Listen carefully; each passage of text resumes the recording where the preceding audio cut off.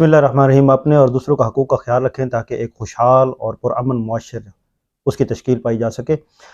मैंने सोचा था कि मैं आइंदा सियासत पे बात नहीं करूँगा, क्योंकि ये जो सियासत हमने बना दिया, ये जो सियासत हम कर रहे हैं, ये सियासत जो है ये इंसान के लिए एक ज़हर कातिल बनता जा रहा है। इससे डिप्रेशन होती जा रही है, इससे बहुत सारे माहौल और मामलात ख़राब होते चले जा रहे हैं। लेकिन अफ़सोस से कहना पड़ता है कि फिर वही चीज़ें दोबारा दोहराई जा रही हैं जो पहले होती थीं, और उन चीज़ों के ऊपर कोई भी नज़रसानी नहीं हुई। इस निज़ाम ने हमेशा जो है वो इंसान को ज़लील किया, ख्वार किया, और इस निज़ाम ने इंसान को, उस इंसान को जो वफ़ादार है, जो पाकिस्तान के लिए है और पाकिस्तान ही उसका सब कुछ है, उसके लिए ज़मीन तंग करता चला गया। मैं आपको बताऊँ कि जो किस्सा पहले होता था उसी तरह की दोबारा रविश जारी है। 17 जून 2014 में जो वाक़या हुआ, आज फिर दोहराया जा रहा है। आज फिर वही चीज़ की जाए, रियासती हमला किया जा रहा है अपने अवाम पर, उन लोगों के ऊपर जिन लोगों ने पाकिस्तान के लिए लड़ना। कोई वर्गलाया नहीं जाता, ना किसी को वर्गलाया जाता है। पाबंदियाँ लगीं, कोई बोलेगा नहीं, मैंने कहा नहीं बोलूँगा, लेकिन कब तक चुप रहें? क्यों चुप रहें और क्यों ना बोलें? हमने बोलना है, हमने कहना है, हम बोलेंगे, हम बताएंगे, हम कहेंगे। हमें जीने दो, हमें, हमारा हक है जीना, हमारा हक है पाकिस्तान में रहना, हमारा हक है पाकिस्तान के लिए जीना मरना। हमारी ख्वाहिश है, हमारी अपनी एक अदा है, हमारी अपनी एक चॉइस है। हमने अपना लीडर चुनना है, हमने पाकिस्तान की बका के लिए जंग लड़नी है। हमें जिसने भी वर्गलाया, जो भी हमारा जो जहन है, हमने जो एक अपना वोट इस्तेमाल करना है, जो भी हमें पसंद है, हमने उसकी तरफ जाना है। हमें ये निज़ाम रोक रहा है। निज़ाम को चाहिए कि अवाम की तरफ तवज्जो दे, खुदारा पाकिस्तान की अवाम की तरफ तवज्जो दे। पाकिस्तान की जो कंडीशन बनती चली जा रही है ना, वो हो गई, आपके सामने है। 17 जून 2014 में जो वज़ीर दाखिला पंजाब थे, आज वफाकी वज़ीर दाखिला है। और मैं आपको एक बात बताऊं तो उन्होंने जो है एक नोटिफिकेशन जारी किया है। उन्होंने कहा है कि लाहौर में जलसा जुलूस रैली पर पाबंदी होगी, और ये पाबंदी आज से शुरू हो गई है और आइंदा 7 रोज़ तक ये पाबंदी रहेगी। क्या आप इस तरह करके लोगों को जो है वो ख़त्म कर देंगे? क्यों रोंदना चाहते हैं इस आवाम को? अगर वो ना रहे तो आप हुकूमत किस पे करेंगे? आपकी सियासत किस पे होगी? आप किसकी तरफ जाएंगे? गैल्प सर्वे के मुताबिक जो डॉन न्यूज़ ने शाया की, उसमें कहा गया कि इमरान खान 67% मकबूल तरीन लीडर हैं, और पीडीएम को मनफी जो है वो रेटिंग दी गई है।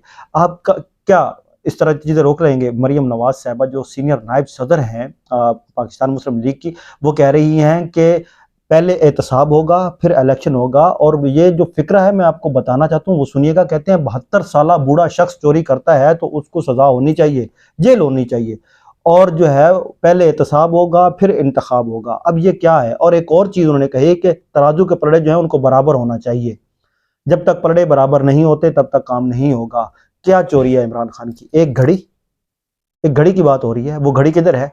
और यहाँ पे तो आप पहले ये सारी चीजें कौम को तो बताएं ना कि ये झूठ था जो कहा गया। पहले जो इत्तेसाब शुरू हुआ, वो जो सरे महल हुआ, पहले जो बातें हुई, वो जो पनामा लीक्स आई, सब झूठ था। वो बताएं कौम को, अवेयरनेस देना, सेटिस्फाइड तो करें किसी को कि वो सब झूठ था। ये एक घड़ी चोर जो है, इसको सजाए मौत दे दें आप, फिर उसके बाद इसको सजाए मौत दे दें। पूरी आवाम आपके साथ खड़ी होगी कि ये सजाए मौत के काबिल है। और कुछ चीजें आपके साथ में जरूर शेयर करूंगा, आपको दिखाऊंगा कि जो 17 जून 2014 को रियासती दहशतगर्दी होती है, वैसे ही एक ये सिलसिला होता है। मैं आपको ये रिपोर्ट देखें। एक साइड से पानी फेंका जा रहा है और वो स्टार्ट कर दिया गया पानी फेंकना, और वो बहुत वो खवातीन भी आ गई है फ्रंट पे। वो देखिए सबसे आगे, जो ज़्यादा जूम कीजिएगा, वो सबसे आगे जिनके ऊपर पानी फेंका जा रहा है वो खवातीन है नाजरीन, जिनके ऊपर जो तहरीक इंसाफ की कारकुनान है, खवातीन है, और उनके ऊपर सबसे पहले पानी फेंका गया। और वो कारकुनान जो है पाकिस्तान तहरीक इंसाफ के, जिसमें कहा गया है कि जहरीली जो है ना, वो वाटर कैन में कुछ जहरीली चीज़ें डालेगी, और सामने औरतें हैं और उन औरतों के ऊपर भी फेंका गया। किसी किस्म की कोई वो बिल्कुल बेरहमी की गई, कोई रहम नहीं किया गया।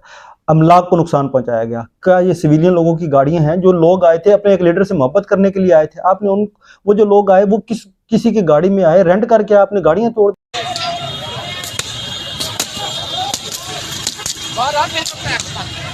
और यूनिफॉर्म में आपने ये सारा कुछ किया। क्यों ऐसा कर रहे हैं? पाकिस्तान को किधर लेके जा रहे हैं? वो फिर सड़कों के ऊपर आज नारे लग रहे हैं, किस वजह से लग रहे हैं? हमें आजाद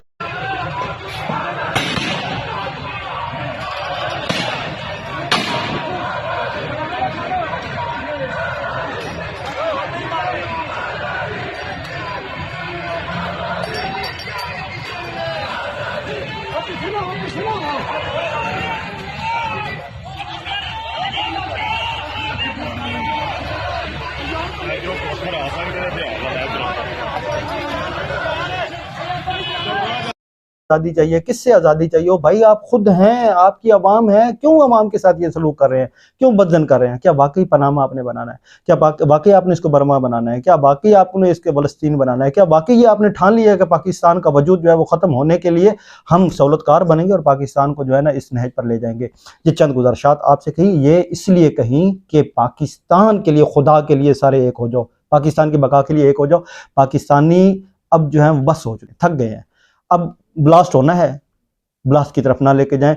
आपको जनरल हमीद गुल साहब की एक बात याद होगी, उन्होंने कहा था कि मैं डरता हूं उस दिन से कि जिस दिन अवाम और इदारे आपस में एक दूसरे के सामने खड़े हो गए ना, तो उस दिन फिर पाकिस्तान का बहुत बड़ा नुकसान होगा। अल्लाह ताला हमें उस तरफ ना लेके जाए। अपना इस चैनल का जरूर ख्याल रखें। मुझे नहीं इजाजत। अस्सलाम वालेकुम।